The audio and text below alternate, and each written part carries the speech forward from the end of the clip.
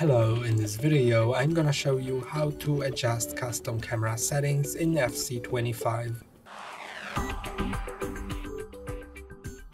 First go to settings in top left corner, then settings, game settings, camera, and now go to custom camera settings and you can enable the custom.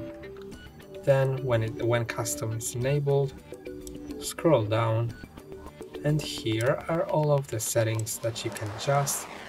You can adjust the height of the camera, zoom, far side focus,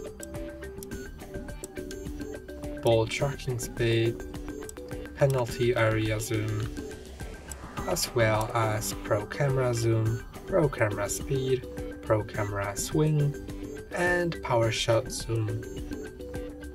Then click on escape to exit. And that's all for today. Don't forget to like and subscribe. See you next time.